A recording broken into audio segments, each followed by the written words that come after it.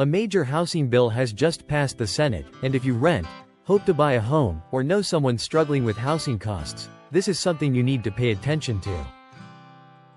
At first glance, the headlines make it sound like relief is finally on the way. But the reality is a little more complicated. While this bill could help improve housing affordability over time, it probably won't lower your rent or mortgage payment anytime soon.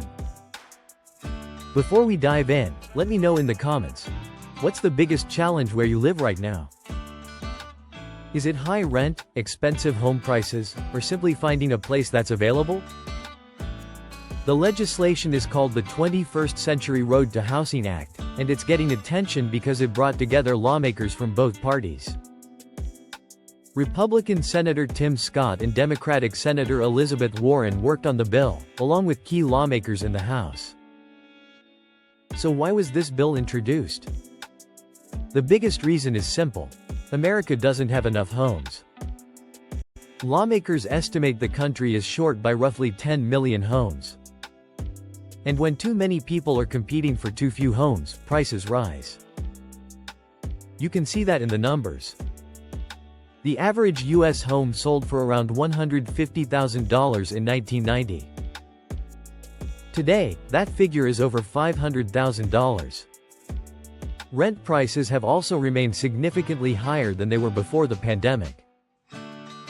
The bill's main goal is to increase housing supply. Supporters argue that complicated permitting rules, zoning restrictions, environmental reviews, and local regulations often delay construction projects for years. Those delays increase costs before a single family can move in. To address that, the bill aims to speed up parts of the approval process, encourage local governments to build more housing, and promote the redevelopment of vacant properties and unused infrastructure. Another major focus is large investors buying single-family homes. After the 2008 financial crisis, investment firms purchased thousands of houses across certain markets and turned many of them into rental properties. Critics argue that this made it harder for regular families to compete for starter homes. The compromise reached in this bill would limit companies that already own more than 350 single-family homes from purchasing additional properties.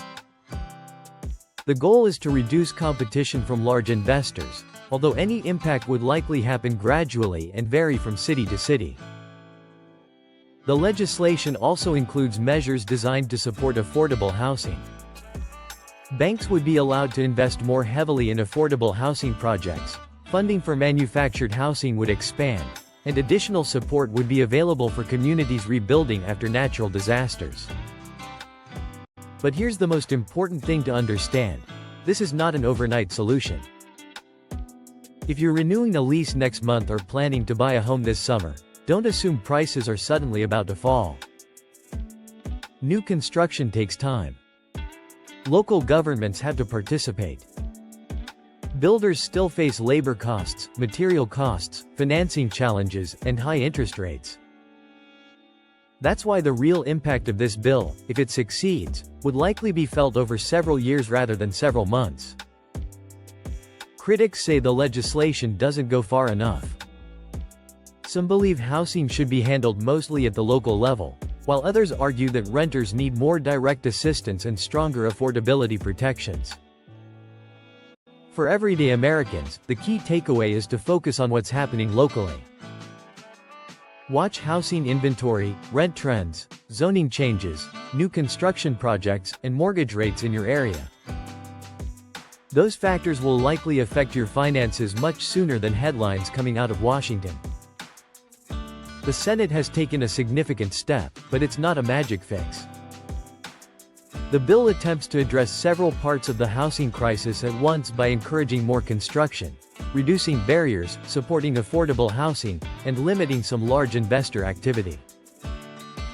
Whether it ultimately improves affordability will depend on how it's implemented and how local communities respond. What do you think?